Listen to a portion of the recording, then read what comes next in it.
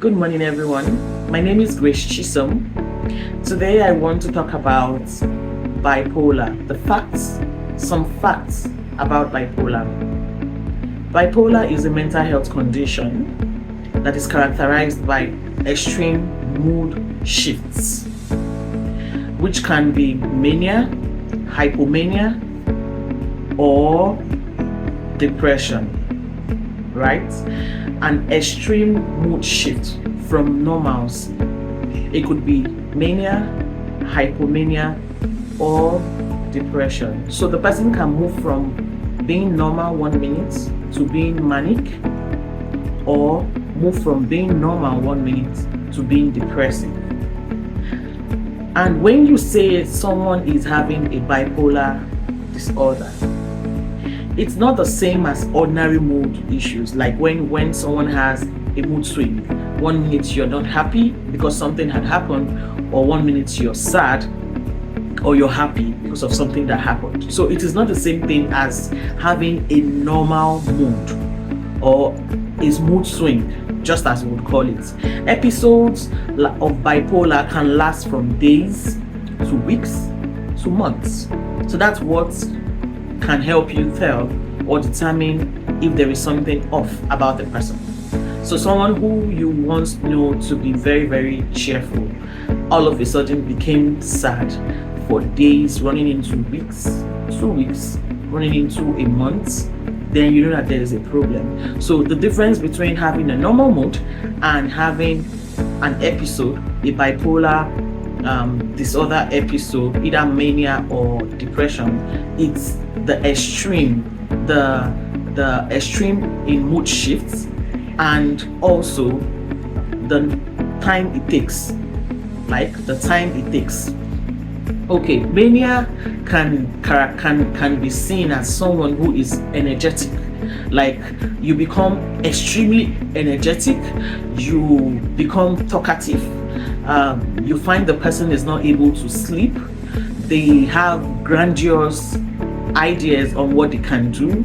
Imagine someone telling you that they want to become the president, and you know that they do not even belong to any political party. They are not even politically affiliated, nothing of such, and they just woke up one morning and said they want to be the president, or they are the president. They want you to address them as the president. Now, this goes on for days, running into weeks, running into months, and you can tell that this is not normal. So when an individual is having a manic episode, the person you find the person struggling with so much energy. They have so much energy to do a whole lot. They do not sleep. So imagine someone who is not sleeping but is still very energetic. They talk much more than they would normally talk. They find themselves engaging in very risky behaviors. Very risky behaviors could be driving on a very speed lane, going on a shopping spree, spending up the whole money they have on them just so they could buy things. It could also be somebody who is giving out everything they have, just dashing out everything they have and spreading and sharing money to people. That could be a manic episode. Meanwhile, a depressive episode, on the other hand, is when you see somebody who is having sadness, low mood, right? This person is not sleeping, or they are sleeping too much. This person, you find them constantly having very low energy compared to somebody who is having a manic episode, who has a very high energy level. This person has a low energy. This person, they feel hopeless, they feel worthless, they feel that life is not worth living. You sometimes hear them having suicidal ideations. So at this point, you can tell that this person is struggling with depression. Now, that is bipolar, the manic episode, and the depressive episode. Now, one thing, bipolar disorder is a manageable condition. Right? It's a manageable condition. It's not something that, because this person has bipolar, you just write the person off. It's a manageable condition with proper medication and therapy. So when an individual is going through an episode, medications and therapy can actually help the person manage that condition, right? The people who have bipolar live very productive life. They live very productive life. They are able to achieve. They are in the course of my job, I have worked with some persons who have bipolar, and you would be amazed at what they are able to achieve in life. Like, they do so well, like so well. They are in top positions in the society, and you would not believe that they have that condition. So that being said, people who struggle with bipolar live productive life. They go ahead to work successful, they get married, they have children, right? So it does not mean that it's a condition that makes you become handicapped.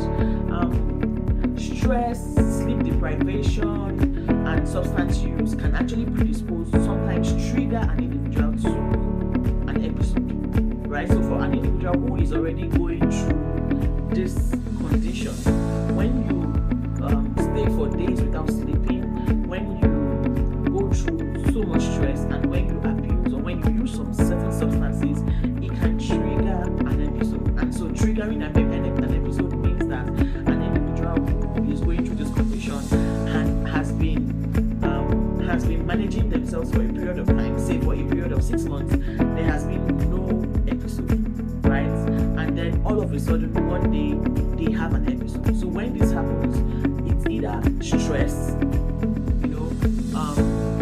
sleep deprivation, substance use, or the person has stopped taking their medication, or the person has stopped doing those lifestyle changes that are supposed to help them maintain a healthy life. So these can actually trigger an episode and make the person go round or go down, go spiraling down all over again, from what it used to be in the beginning. And early detection of this actually helps. Like, we've seen people who they had bipolar or they had a manic episode, and the first thing people do is rush them to church. Now, I am not saying that you cannot pray, but I'm saying that when these episodes happen, or when you notice things like this, the first thing you want to do is take the person to a hospital, so they can get proper treatment, and not rushing the person to a prayer home or a prayer house just so the person can get prayers.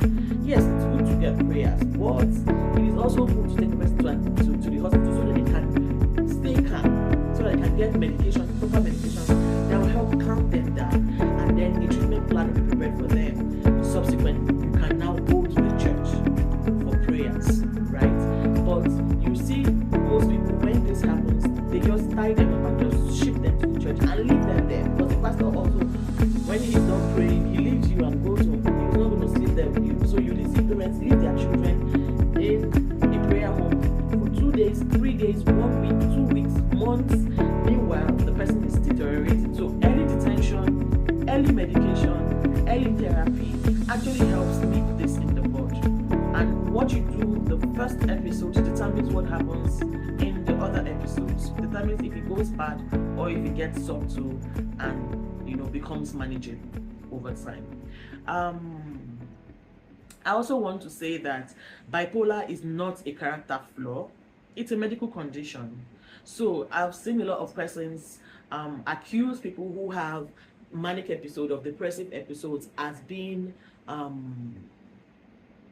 you use words like, oh, this person is not respectful, this person does not do this person does not do that, and they are not good, they have character flaws. But it's not a character flaw, right? It's a medical condition. The same way you would treat someone who has cancer, that's the same way you would treat someone who has bipolar. It's a medical condition. So it means that for the fact that an individual is going through it and they are behaving in certain ways, you don't just write them off because of that behavior at that time when they're having their episodes. Because the truth is, they do not even know what is going on with them at that point.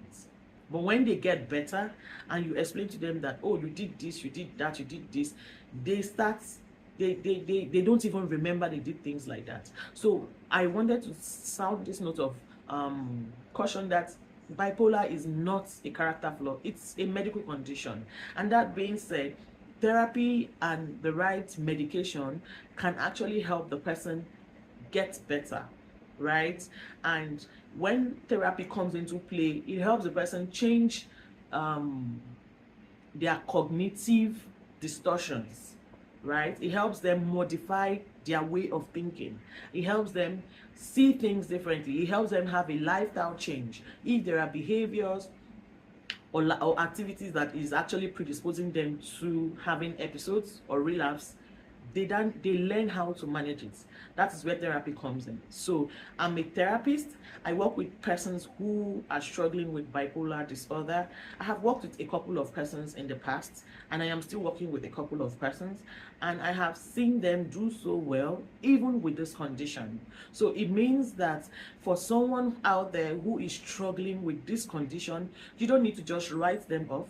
You don't need to assume that there's something wrong with them and throw them off. You can actually take time and refer them to a mental health clinician, either a psychiatrist, so they can get diagnosis and get medication, and then a therapist so they can continue with therapy to help them manage symptoms, especially symptoms that comes with the mind, right?